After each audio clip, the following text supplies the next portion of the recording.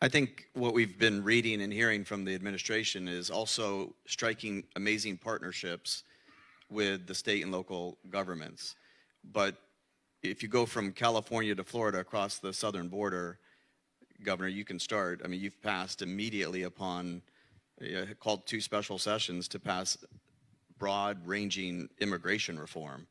But I don't know if any of the other states have done it. Walk us through the reforms that Florida's passed and what needs to be done in the other states. Well, we've barely been focused on this since I first became governor. My first year as governor, Florida, we finally banned sanctuary cities, and it was something that they had not been willing to do. Part of it was political. They thought, well, you know, you're not going to be able to win Latino votes if you ban sanctuary cities. It was just the opposite. We had a higher approval of that policy amongst Hispanics and Floridians than any other subgroup to ban the sanctuary cities. So we did that. In 2023, we did a series of reforms involving employment verification. We did things to hold illegal aliens accountable. We made sure so we've never done driver's licenses or allowed that, but these counties wanted to issue these ID. We said, you're not allowed to do that.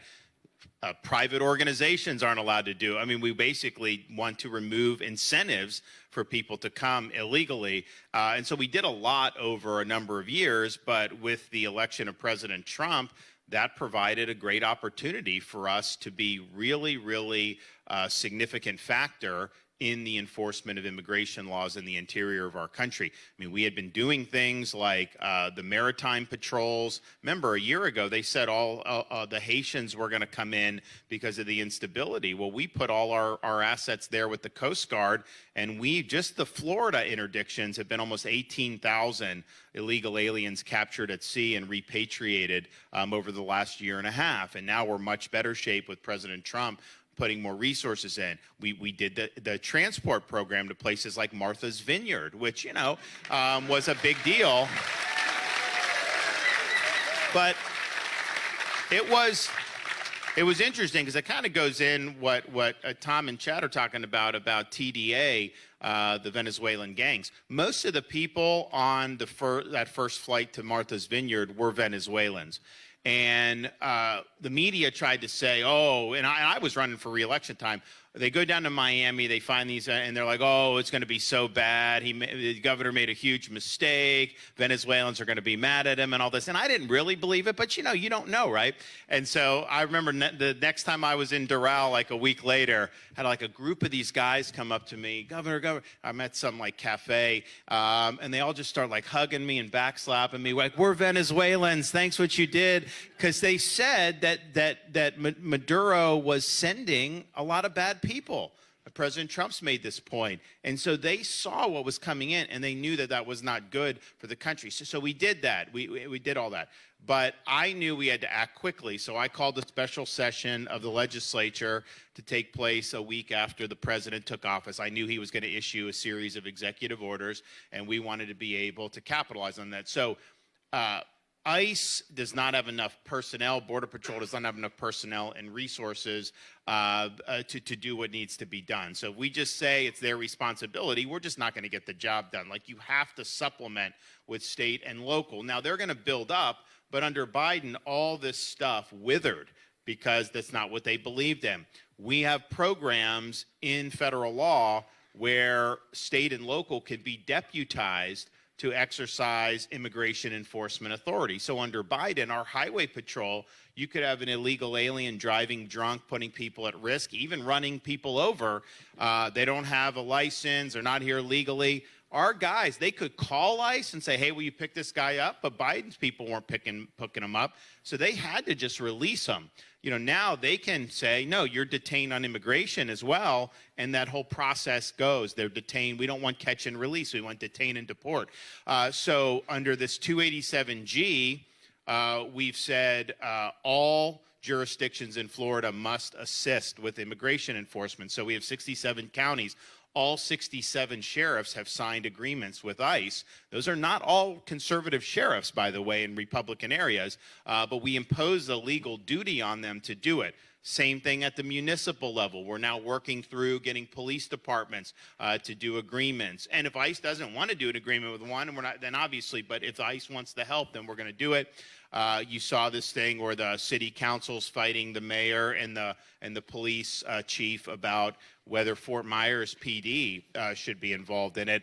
And it's not a policy question at this point of whether they should be involved in it. Under our law, they must be involved in it, and that will happen one way or another, and we will get that done. So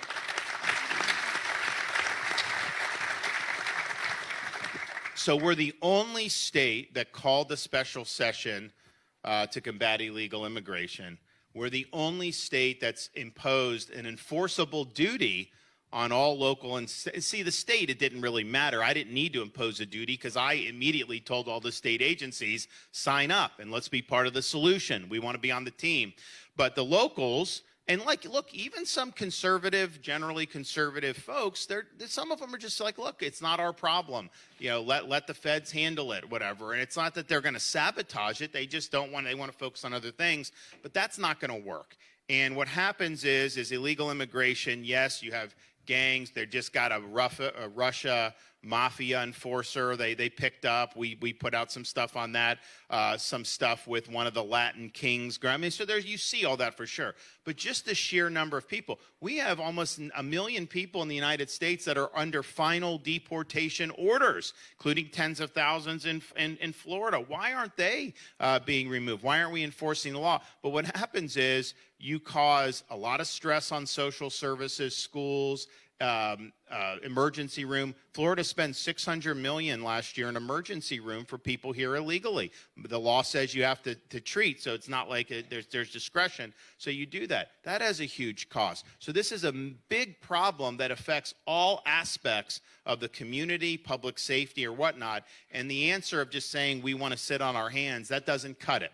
So we leaned in on it, we got it done, and now if these local governments are not being part of the solution, we've got a lot of tools, including suspension from office, that we can do. Now, we're working with Tom and his team on some additional operations. We've been doing a lot in Florida, but you're going to see a lot more that's going to happen over the weeks and months. And there is no question. I think of all the law enforcement entities in the United States, there's about 285 entities that have agreements with ICE to do this, and the majority of those are in Florida.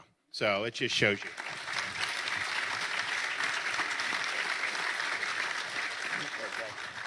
Let me just emphasize that the type of cooperation that Governor DeSantis is talking is absolutely critical, right? So if you look along that southern border, the state of Florida, the state of Texas are leaning forward. The amount of money the state of Texas has spent during the 4 years of the Biden administration trying to secure that border because the federal government was just absent from it is tremendous. But you keep going west and you run into New Mexico, Arizona, and California, and you don't have the same type of cooperation with federal law enforcement, or even there at the state level. You have in New Mexico where they're trying to ban private companies from detaining individuals and deporting them. And so there's just a different mindset, and I think that you see both here in Florida and perhaps maybe even to a lesser extent in Texas, that's what real cooperation looks like. That's when the state and the federal law enforcement are working together to protect those communities, and that is a model. What Governor DeSantis is doing here in California and then Texas, that is the model that we need around the country. Just because you don't live on the border does not mean that you're not impacted about what's going on the border. And so we see a number of states lending National Guard support and others, and I think that's great. There's certainly more that they can do, as the governor's outlined, having their law enforcement engage in this fight to help Tom and the folks that he's directing, I think is absolutely critical. And I think more and more Americans, more and more elected officials are starting to understand why that's important.